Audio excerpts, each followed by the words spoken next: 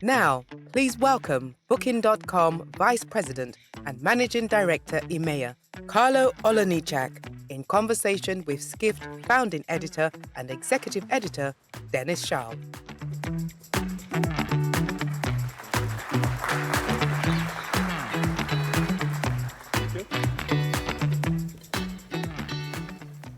I'm back. Hi, Carlo. Thanks for being here. With pleasure. Hi, everyone.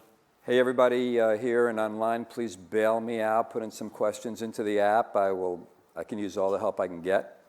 This guy's a tough interview, that's what I've heard, you know? So you guys had an announcement about Ukraine this week. I think it was earlier this week. What are you guys doing? So basically what we have seen through all this tragedy and these terrible events, that we had a lot of partners reaching out to us saying, we want to help. We have rooms that we want to give for free, and we knew that many people, we have 3.5 million refugees at the moment fleeing away from Ukraine, and these people need to find a room. So what we have created is to build very quickly a technology platform to be able to have a dedicated section on the website where we can basically help refugees find a room. We have also worked very closely with the United Nations Refugee Committee to make sure that we can provide the support to really those people in need. So we have this product that is live since this Monday, and we have all our teams, trying to source free supply or highly discounted rooms for the refugees. So that was a bit of a technical challenge, right? Because you guys do pay at the hotel. Was that part of the? Yes, because in this type of case, if you want to remove all fraudulent cases, you need to do it for booking without a credit card. But basically, the idea was to find a quick solution to make it easy for people to find the rooms and to book them. So we even had, one of the big chains reaching out to us 10 days ago, say, Carlo, we have all these rooms we want to give for free, but now we need to find a way to distribute them. So we said, okay, we are building this platform, so you will be able to feed your supply here. Then the question for them was also how to make sure that the rooms reach the right people. So by working with the United Nations Refugee Committee, we're able to make sure that we provide these rooms to the person in need, I would say.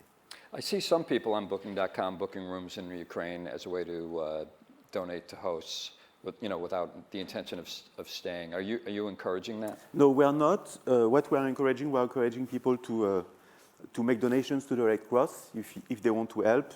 I'm not the expert, but when you pay for a service that you are not using, this could lead to some financial criminality. So this is not something that we're encouraging. Right.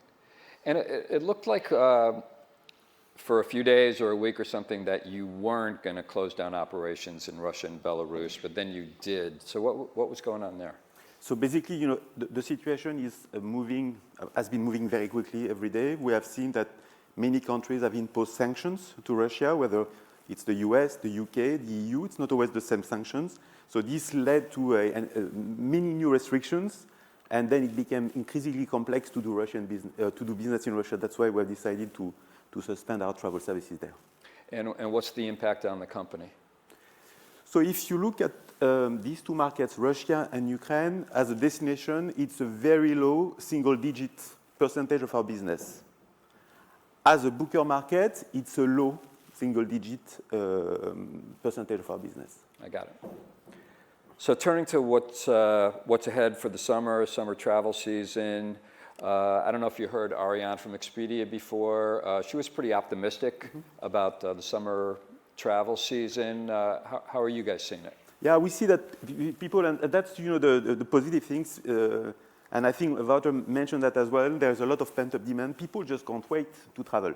There is a very strong appetite to travel. As soon as lockdown disappears, restrictions are removed, people just book very like crazy. So we have had very strong trends since the beginning of the year, since the very beginning of January, for the summer. And when we currently look at the volume of bookings we have today on the books for the summer, we are higher than what it was in 2019. In Europe, it's even a double-digit growth versus 2019. Wow. Mainly France, UK, and Germany driving that growth. We see some nice travel corridors also developing. It's mainly country-to-country routes in Europe. You know, the traditional ones, the Brits going to France or to Spain or to Italy, the Germans to France and to Italy. And this is developing quite fast. And what we have seen for the first time is, it started in Q3 last year, we see international bookings going up. You know, during the crisis, it was mainly domestic. In Q3 and Q4 last year, the share of international bookings reached 33%. During Omicron in December, it went down to 23%, back up to 40% in February, which was the highest share of international bookings that we had experienced since the beginning of the pandemic. And normally, our international mix is about over 50%. So I know in the beginning of the pandemic, Airbnb was talking about how the world of travel has changed for the long-term travel and living or blending. Glenn of Booking Holdings and Peter Kern of Expedia, Steve Kaufer of TripAdvisor, they were all arguing that things will revert back to quote unquote normal, you know, eventually. The cities will come back. So are you seeing any of these trends like work from anywhere or domestic travel or whatever? Are you still seeing this, and do you think they will last?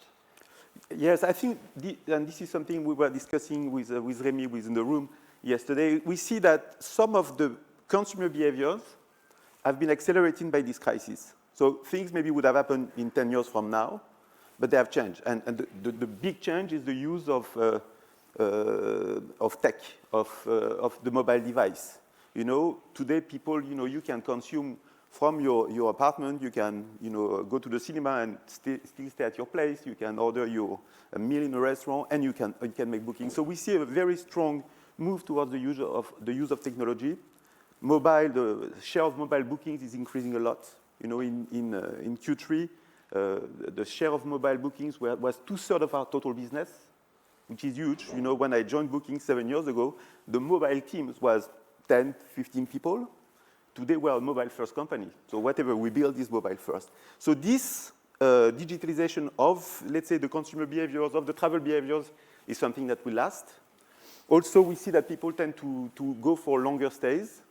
You know, we have consumers that are telling us that 52% of consumers say that they want to basically extend a leisure trip into a business trip into a leisure trip, or when they go on vacation, maybe they will book their place for 1 or 2 more weeks, basically to work from their holiday place. We also see that people now, because you have done a lot of leisure, sometimes people, when they take a break, they also want to take a full break and do not work when they relax. So these are the changes that we see happening, yes. So that surge in mobile bookings, that's good for Booking.com in terms of direct bookings, right? Because hopefully a lot of those are going through your app. You don't have to rely on your good friend Google as much. I mean, yeah, like every company, we always try to drive direct business and reduce the cost of acquisition. Also, I mean, our app in Q3 of this year, for the first time, has reached 100 million monthly active users, which is huge. So it was a great achievement for us. And we have been in 21, we have been the first downloaded OTA app.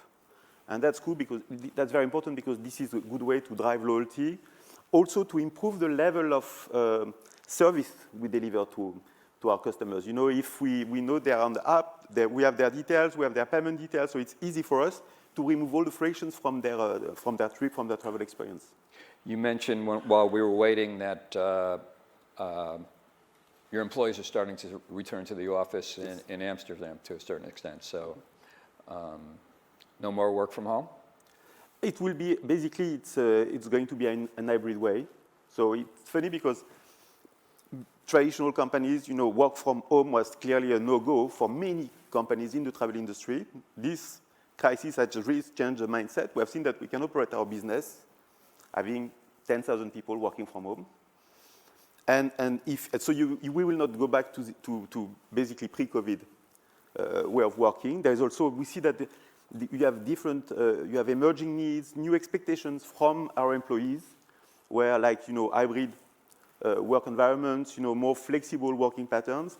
And we are going to be doing in 22 a pilot, an hybrid work pilot at Booking, where we will start, you know, basically create an hybrid way of working. So we will, as we always do at Booking, we will test and learn.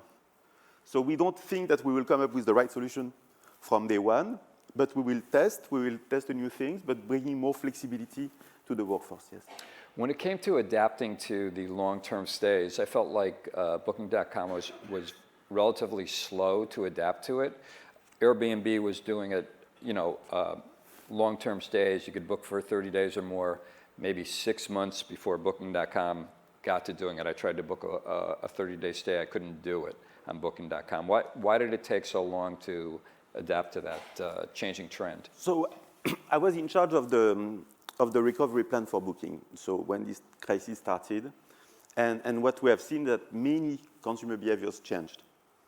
And we had to adjust our platform to basically be able to adapt to all these new changes. So it was much more hyper-local travel.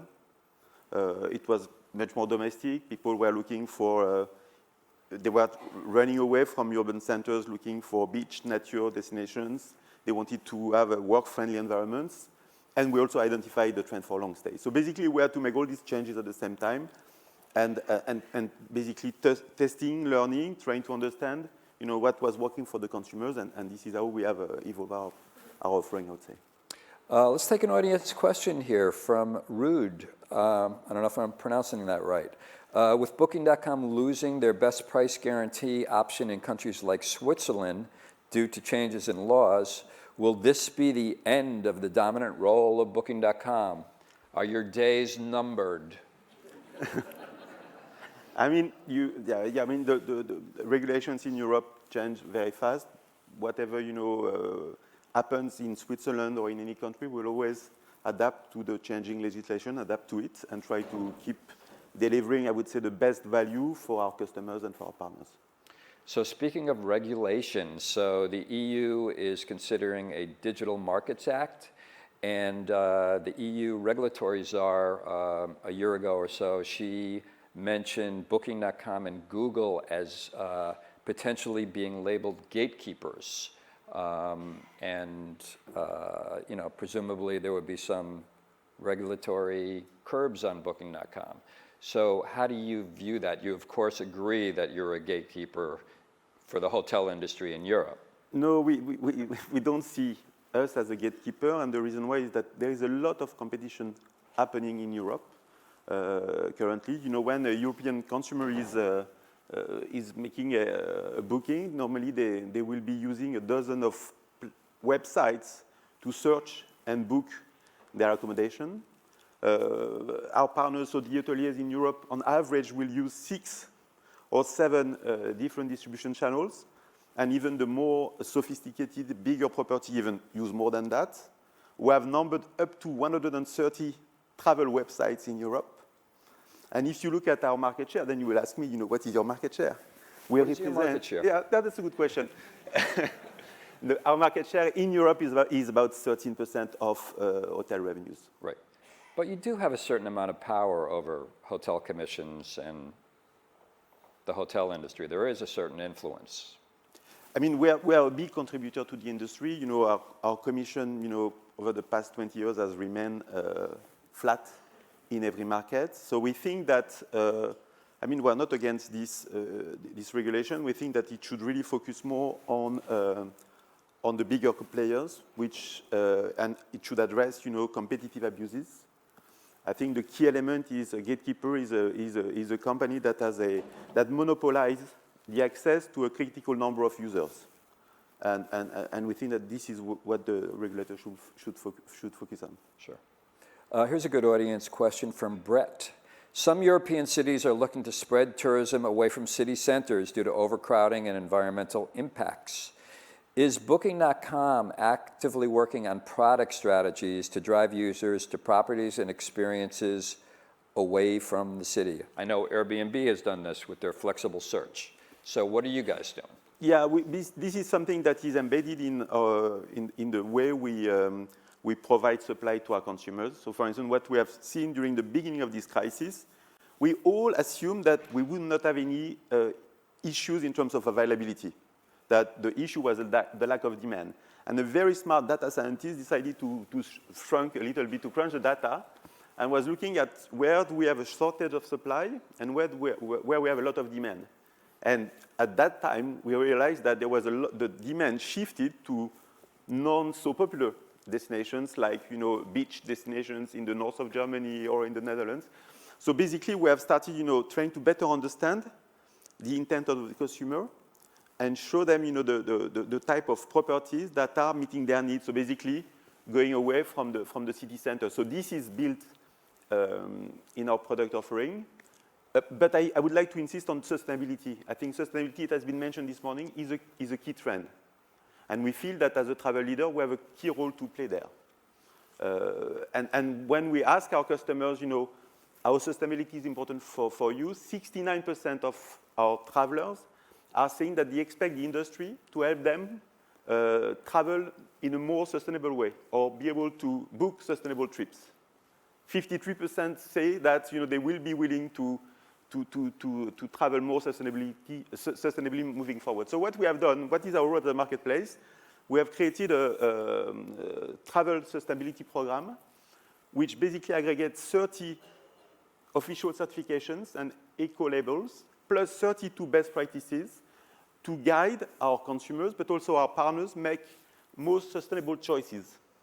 And these 32 best practices cover 5 key elements, which are waste management, water management, environmental protection, energy consumption, and the support to local communities. All of this, the objective is to create a virtuous circle where our bookers can book more and more sustainable properties, which will also increase the focus from our partners to invest more behind sustainability. So this is, we see something, a very key trend moving forward, and a key expectation from our travelers.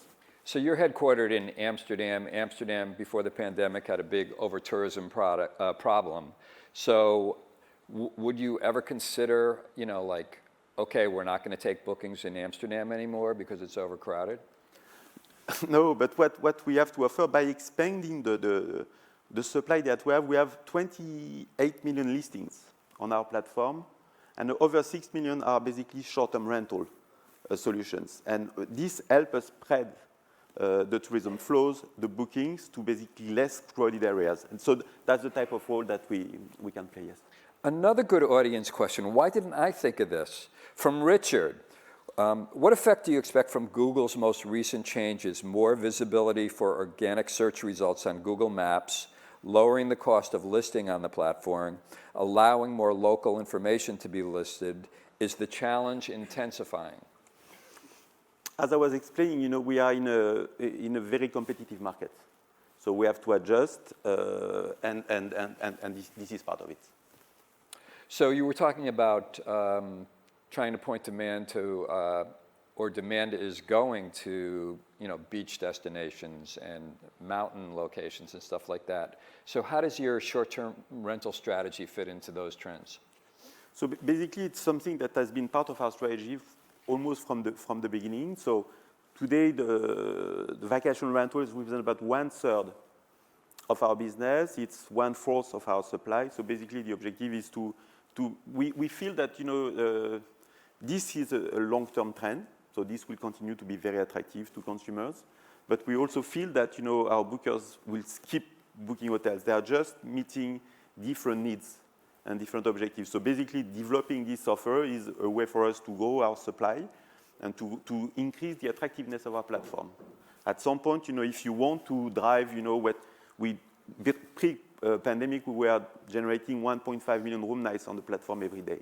So if you want to keep developing this volume, you need to have the right offering, the right product offering for your customers. And I would say STR, vacation rental, is a key component of our strategy.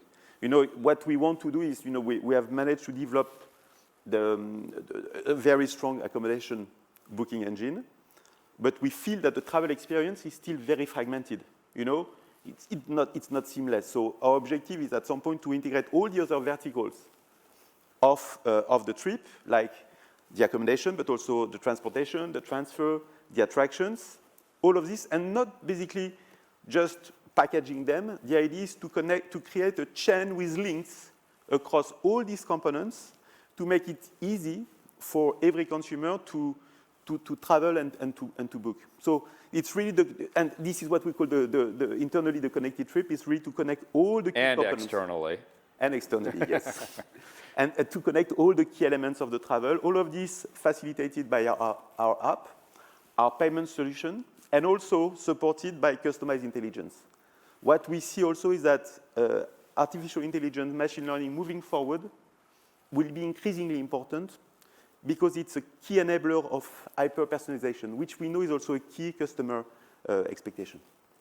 Can Airbnb take comfort in the fact that you have so much going on? You know, you're not just focused on short-term rentals. You're expanding flights, you're expanding attractions, you're in the middle of a couple of acquisitions. I mean, where does short-term rentals fit on your priority list? Yeah, it's one of the top priorities. It's one of the top, yeah, I mean, we have key priorities which are growing in the US. You know, at the moment, maximizing demand and the recovery for our partners. I think that's very important. Building the connected trip, but we see that the key component or the key foundational element of the connected trip is first the accommodation piece. And here the strategy is to have the widest selection, which is why STR element is a key component of the strategy, a key priority, I would say. Wouter talked before about, that there wasn't a lot of discounting going on in the industry. So here's an audience question, and they're saying, the current situation is causing huge price increases across the board. Will these price increases cause a panic in consumer confidence? Are people going to sit home because the rates have gone up? No, basically what we have seen is that, I mean, there is a strong appetite for travel. It's a good point, but Klaas was saying it before, and people just can't wait but to book. And yes, we have seen an increase in the prices because, I mean, the hoteliers and their revenue management system see the demand that is happening. They have forecasting tool, even if it's difficult to make a forecast today for the next 6 months. But basically, this is driving an inflation on the prices, yes. So in recent years, within Booking Holdings, which used to be called the Priceline Group, all we hear about is Booking.com, Booking.com, Booking.com. But Booking Holdings recently acquired Get a Room, and it's really going to be used for Priceline, right? For the Priceline Partner Network. Yeah. So what's going on with that? Is that a potential to be a big business? I mean, yeah, it's basically the Get a Room integration is underway. It will be integrated within Priceline, and the objective is to grow our business in the US and to help Priceline develop its B2B and strategic partnership business, I would say. How do you see the competitive landscape in Europe? Is Airbnb gaining ground on you in Europe, or is it too soon to tell because Europe is just opening up? And what about Hotel Direct? That seems to be going pretty strong. You're getting involved in flights. eDreams is growing at a fast pace.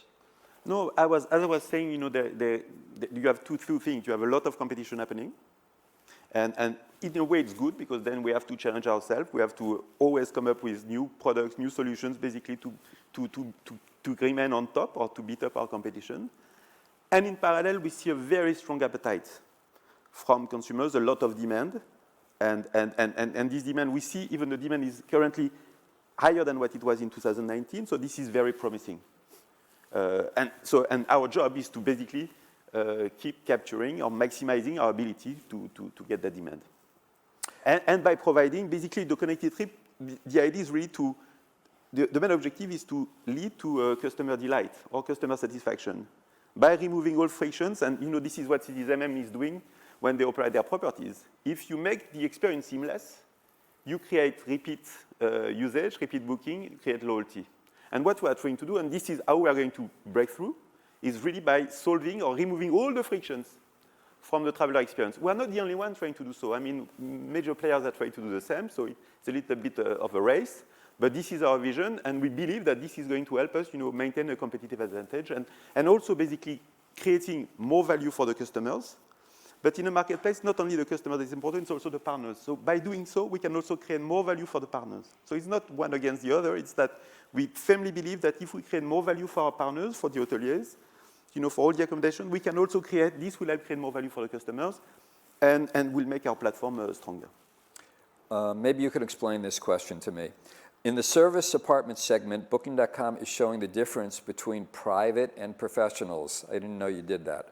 Facilitating a messaging option between guests and accommodations. Does Booking.com want to be Airbnb? That's a good question. You know, I didn't know about this as well. I didn't know we were doing that. Oh, okay. It could be also that we do 1,000 A/B tests every day on Booking. Right. To understand what is really in line with what is meeting the customer needs. So it could be a test that is happening, but again, our objective is also to open up our STR supply, and at some point looking for what are the needs of a casual host versus a professional agency. They are not the same. And we are also looking into adapting our offering for this entrepreneur, for this casual host, I would say. Excellent. Thank you, Carlo. Thank you very much. Awesome. Thank you, Dennis. Thanks. Thank you. Thank you.